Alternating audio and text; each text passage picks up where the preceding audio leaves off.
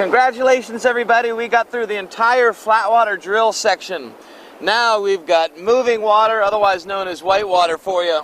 This stuff here is going to be where it gets really exciting.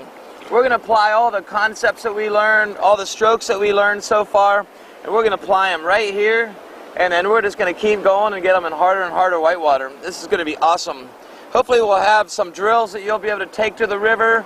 Those drills will be things that you can do as games with your friends, or you can just do them as a learning experience for yourself.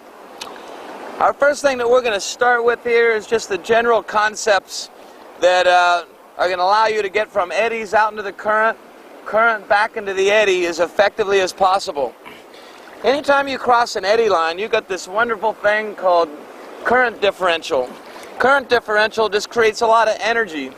So if you look, I'm sitting in an eddy right now, but this water is zipping past me. The beautiful thing about that is when I cross the eddy line, I have the ability to harness the river's energy and harness that current if I've got the proper concepts down, which are speed, angle, arc, and spin momentum, and I've got a good stroke. In particular, what's that stroke called? When we turn, draw stroke. That's right. The first concept that's going to allow you to harness the river's energy is speed. An eddy line or a current differential doesn't do you a lot of good in harnessing the river's energy if you don't get across it fast enough. What ends up happening is a current just spins you around on the eddy line. You don't actually get across the eddy line, and you actually get in a very tippy position. Being on an eddy line is one of the hardest places to be. And this is something you probably intuitively know already. If you were to cross an eddy line really fast, your whole boat gets across that eddy line really quickly, so your bow, your body, and your stern all across the eddy line with very little time. What that means is the current doesn't have much chance to turn your bow downstream. It means you're able to get across the eddy line quickly without losing control. So speed, that's the first concept. So it works just like this. The faster you cross an eddy line, the less the current's going to turn you downstream. So what does that mean? It means you can actually steer your kayak or decide where you're going to go when you peel out simply by how fast you're going out. But there is another factor in there. It's angle. And you know this one already too. The more angle you cross an eddy line with, the quicker the boat's going to get turned downstream. And well, you look at that. Of course, it's the same is true when you come into an eddy. This is something you probably intuitively know. If you think about it, it makes perfect sense. The more angle you cross an eddy line with, the more the water can push down on your bow. The less angle you cross an eddy line with, the less the current can push your bow down. So that's speed and angle. We still have two concepts that we haven't applied. We've applied speed and angle, but what about spin momentum and arc? Well, spin momentum is a very important one when you're crossing eddy lines. Imagine if you're crossing the eddy line with spin momentum that's turning downstream already before you cross the eddy line. The current's only going to accelerate that and make it that much harder to keep in a ferry, for example. If you have spin momentum going upstream as you cross the eddy line, then the current's going to try to counteract it, and ultimately the current and the spin momentum are counteracting each other, and it'll be much easier to keep the bow upstream. So spin momentum is something you need to determine on the way out of the eddy line.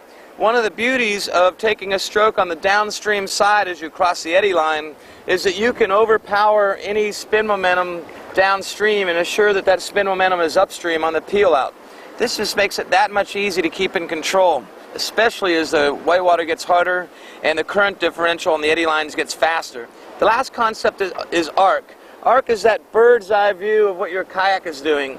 Your kayak should have spin momentum in the direction that you're turning the whole time throughout the turn. So for example, if you're peeling out with your blade on the right side, well, you remember the rules. You lead with your body and you control the turn on the inside of the turn with a draw stroke, right? So your right blade should be in the water and your boat should be turning to the right the entire time. If your boat isn't turning in the same direction the whole time, it means your spin momentum got overpowered and your boat's dead in the water. No longer are you able to sail using the current's energy to propel you. So for example, with arc, notice that when I cross the eddy line from right now all the way until I turn downstream, my boat is turning to the right the whole way and my right blade is in the water. That allows the blade pressure to be against this blade the whole time, and which means as long as I've got a little bit of closed face angle going on, I've got a sail in the water and a keel. If you overpower the spin momentum and turn the other way, all of a sudden you'll find that arc is not working for you anymore. You didn't go in a nice arc. If you go like this and you turn the other way, you're dead in the water. You can't continue to go. You can't continue your forward momentum on downstream. Okay, so in the ideal world, when you're paddling down the river, you're paddling in a series of smooth arcs. You turn right as long as you want to turn right until you at least get past your target. Then you start turning left when you want to turn left until you get past your target.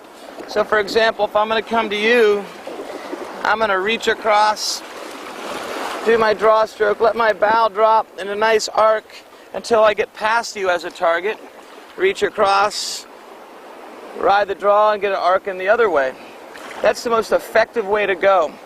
What's going on there is you're harnessing spin momentum, you're using your draw as a keel and a sail to propel you.